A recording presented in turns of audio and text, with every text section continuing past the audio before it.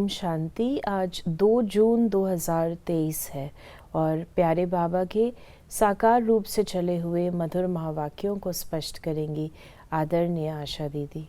ओम शांति दीदी। ओम शांति। बाबा ने कहा, मीठे बच्चे, सर्विस की नई नई युक्तियां निकालते रहो।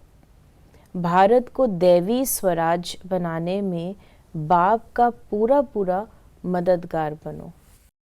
सर्विस की नई युक्तियां निकालो और भारत को स्वर्ग बनाने के लिए मददगार बाबा के मददगार।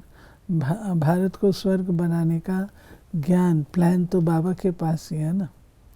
तो बाबा किसके लिए स्वर्ग बनाता है? हमारे लिए बनाता है। हमारे लिए बनाता है तो हमको ही मददगार बनना है ना। प्रश्न है, बाप बच्चों को कौन सी स्मृति दिलाकर एक आश रखते हैं? बाबा स्मृति दिलाते हैं, बच्चे तुम कल्प कल्प माया जीत जगत जीत बने हो। तुमने मात पिता के तख्त पर जीत पाई है, इसलिए तुम्हें माया के तूफानों से डरना नहीं है। कभी भी माया के वश होकर कुल कलंकित नहीं बनना है। लाडले बच्चे, इस बूढ़े बाप की दाढ़ी की लाज रखना। ऐसा कोई काम न हो जो बाप का नाम बदनाम हो जाए। तुम योग बल से विकारों को भगाते रहो। बाप समान निराकारी निरहंकारी बनो। और गीत है आज का, दर पर आए हैं कसम लेके।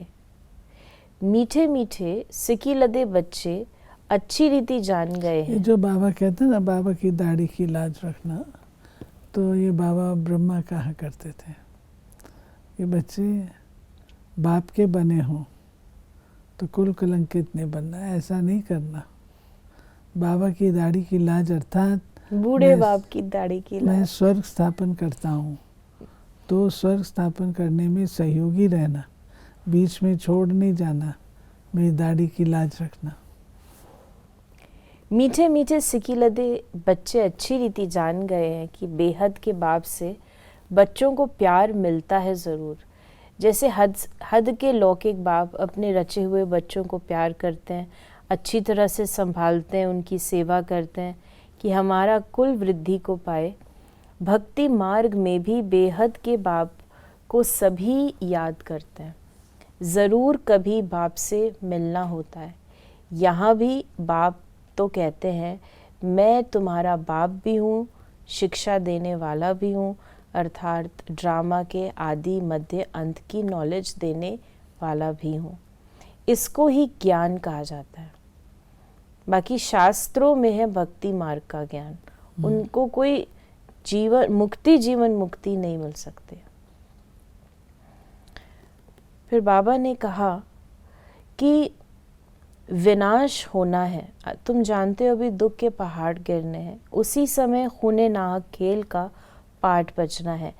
कितनी खून की नदियां बहेंगी और सतयुग में घी की नदियां बहनी हैं। खून की नदियां बहती हैं, फिर उसी समय हाहाकार हो जाता है, बहुत दुखी होंगे। अब बच्चों को अच्छी तरह बाबा की सर्विस भी बढ़ानी है। तुम मददगारों से ही भारत स्वर्ग बनता है। तुम जानते हो, हम ही सिकी लदे ब्राह्मण कुलभूषण बच्चे भारत को फिर से दैवी स्वराज बनाते हैं। बाबा का भी ख्याल चलता है, इसको ही स्वदर्शन चक्र कहा जाता है। तो इसे आप जो बाबा ने कहा स्वदर्शन चक्र, इसको कहा जाता है, यानी स्वर्ग से अभी तक फिर से याद करना। स्वदर्शन चक्र में देखिए कि हम स्वर्ग में ये था, स्वर्ग में ये था, डबल पूज्य थे, ये था, वो था। It is theory. बाबा जब कहते हैं स्वदर्शन चक्र चला उससे विकर्म विनाश हो, तो हमको स्वर्ग के उन संस्कारों को इमर्ज करना है, थियोरी रूप से थोड़ी रिपीट करना है। जो स्वर्ग के हमारे संपूर्णता के संस्कार हैं उनको इमर्ज कर रहे हैं। त्रेता के संस्कार जो हैं इमर्ज कर रहे हैं। इसके कारण से हमारी कलाएं कम हुई। द्वापर में हम डबल पूज्य हैं,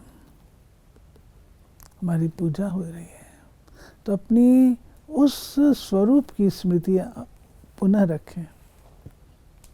और कलयुग में इन कारणों से ये हुआ, तो मुझे संपूर्ण निर्विकारी स्वरूप कलयुग में भी ये रूप।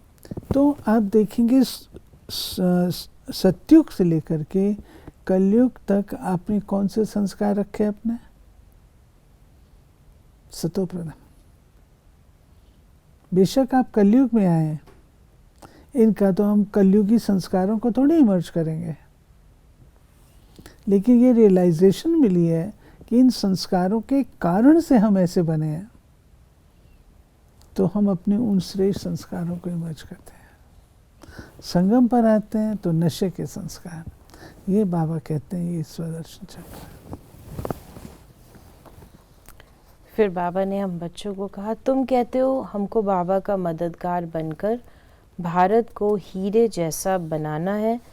कल्प कल्प हम ये सर्विस करते रहते हैं, अभी हम गॉड फादरली सर्विस पर हैं। फिर बाबा ने कहा कि ये गोला है स्वदर्शन चक्र, ये आयरन शीट पर बड़े बड़े बनवा कर फिर बड़े बड़े स्थानों पर रखो, नीचे सब कुछ लिखा हो, जो देखेंगे समझेंगे ये तो राइट बात है। समय नज़दीक होता जाएगा, मनुष्यों को ये दिल अंदर आएगा बरोबर, अब सतयुग नज़दीक है। फिर बाबा ने कहा कि जितना चाहिए याद करो, जितना याद करेंगे वैसा पद पाएंगे। 8 घंटा ज़रूर याद करना चाहिए, पुरुषार्थ करना है। ये भी जानते कल पहले माफे की बच्चे पुरुषार्थ करते हैं, इसको साक्षी हो देखा जाता है। कौन कितना पुरुषार्थ करते हैं? मोस्ट बिलवेड बाप से वर्षा लेने, कल्प कल्पांतर वही लेने के अधिकारी बनेंगे।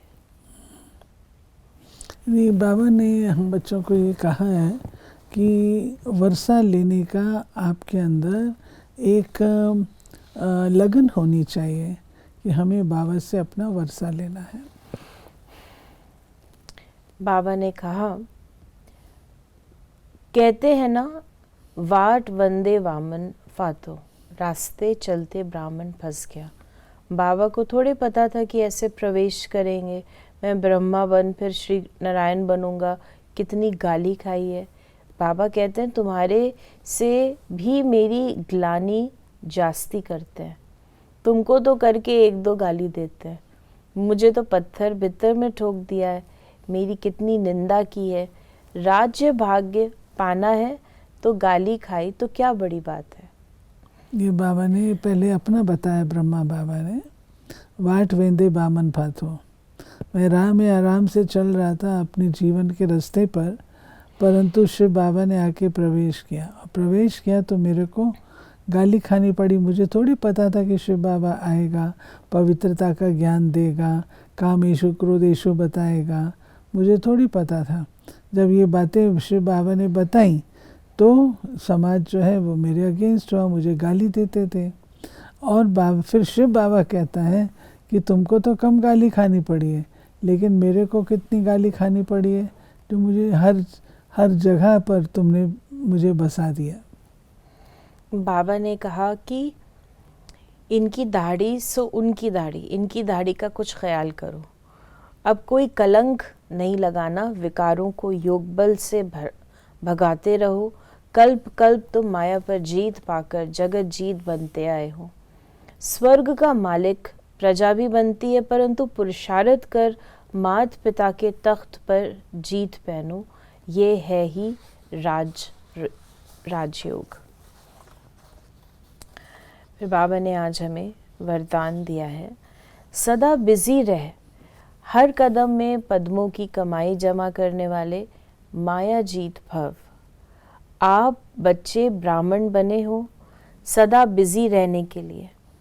बिजी रहने वाले ही बड़े से बड़े बिजनेसमैन हैं, जो हर कदम में पद्मों की कमाई जमा करते हैं। सारे कल्प में ऐसा बिजनेस कोई कर नहीं सकता और जो सदा बिजी रहता है उनके पास माया नहीं आती, क्योंकि उनके पास माया को रिसीव करने का टाइम ही नहीं है।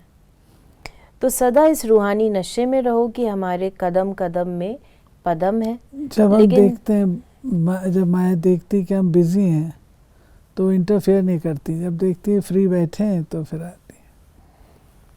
लेकिन जितना नशा उतना निर्माण, स्लोगन है, अपनी सेवा को बाप के आगे अर्पण कर दो तो सफलता हुई पड़े। तो ये थे बाबा के आज के मधुर महावाक्यों का स्पष्टीकरण। ओम शांति।